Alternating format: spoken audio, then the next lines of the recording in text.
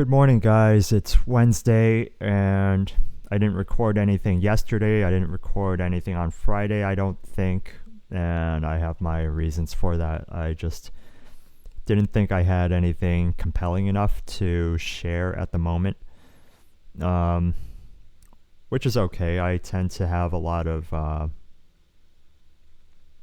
inner dialogues with myself.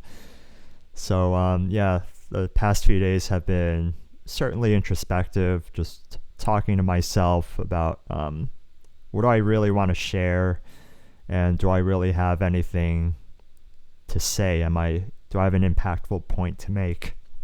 And I didn't think so.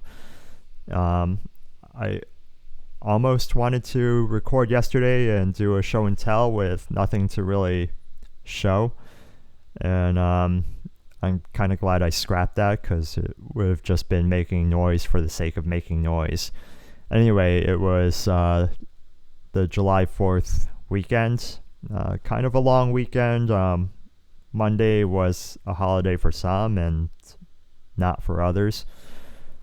Stock market was closed, which is kind of disappointing because it's my addiction. Better camera. Shaved a little bit. I hate shaving. I really hate shaving. So this is about as clean as I'm going to get for a while. Or maybe I'll keep it up. I grow enough facial hair where I do need to do maintenance and clean up. But I don't have enough facial hair where I could grow like a full beard or have those bridges. So it's like kind of just sitting in the middle, like, okay, I can't have a nice beard, but I can't just let it be. So yeah, I think it's a waste of time, and it really irritates my skin. So I'm not a big fan of shaving or maintaining facial hair. I just, unfortunately, a part of my lifestyle. Okay, moving on. I've been thinking about how I talk. I'm very aware that I take a lot of pauses. I get lost in my thought. Not everything is like streamlined, and I'm okay with that. I'm not a public figure. I'm not a celebrity like Dave Chappelle, who I really respect and enjoy watching. But he writes his material. He tests it out at local comedy clubs before he presents it to an even bigger audience. And he's very, very good at what he does. And I love watching him. It's so great to just watch him speak and figure out how he thinks. But yeah, I'm not on that level. And I don't think I can write stuff and rehearse it before I present it to you. I just simply don't have that time and luxury. I think my personal life keeps me on my toes as it is. So I'm not going to make time just to rehearse and present it to my audience of 0 so far.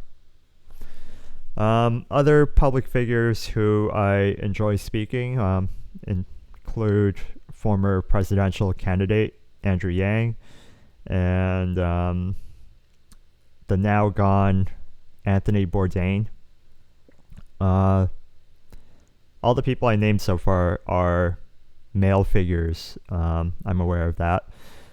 I think it's okay to have male figures that you look up to or admire. There are female role models in my life, but they're in my private life, so I'm not going to call them out, at least not by name. Obviously, Mom is up there on the list, always looking out for me, so shout out to Mom. And let's jump right into show and tell. I've got in front of me a bunch of prints. I'm going to start with small prints for this video, talk a bit about these and the backstory. First of all, Why are these in these it's been so long since I made these. Why are these matted, I guess? I think that's the correct term. I intended to sell prints. This is back in like 2015, 2014. And I sat down with a friend of mine one afternoon in his apartment, and we threw on some music, and we're just like framing our prints for hours, it seems.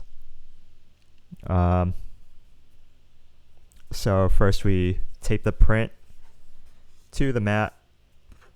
The print's kind of loose like that.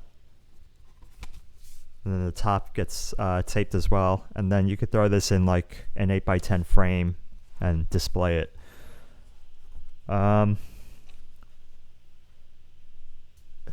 the topic of prints, I intended to sell prints. I'm very well aware that we're in the digital age, and prints fell out of favor well before that. But I guess I thought this was sort of like a retro-ish sort of thing, and maybe it was still too early for throwbacks. And in 2021, it still kind of feels like that. Like, I highly doubt people are into buying prints right now. Maybe of like illustrations and other types of artwork, but probably not of photography. Anyway, this first photo is a set of lost keys that I found on the street. Actually, somebody else found them, and they hung them up on a rusty nail on a utility pole. So I took the keys home. I took a photo with direct flash against like sort of, it looks like wax paper that you would use for cookies from like a deli. They would just throw the cookies into that wax paper envelope.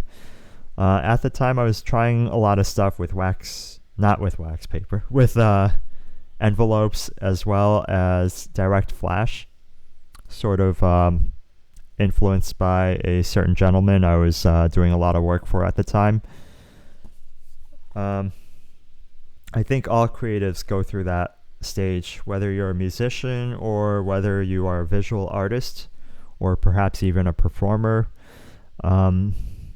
You borrow and you try what other people are doing, and eventually you may outgrow it, and then you incorporate it into your own style, which evolves, and then from then on you are using your personal style.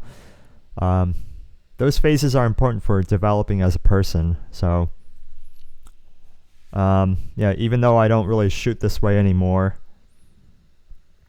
I'm not really emotionally moved by this photo so much, but at the time I thought it was like pretty cool, and it's definitely like a time capsule of what I was going through at the time.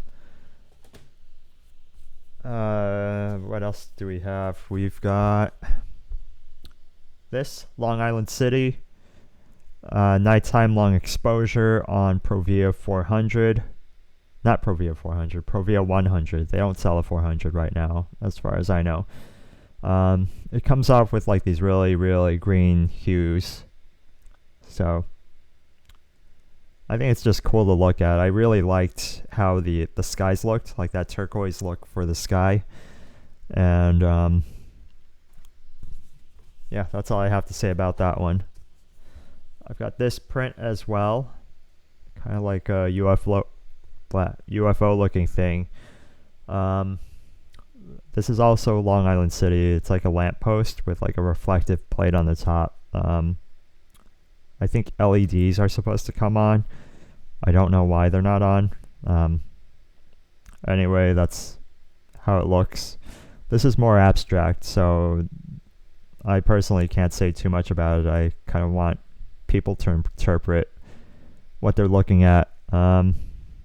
It's more about like the colors and the slight sense of motion that you get from the clouds moving from a long exposure. That's that one.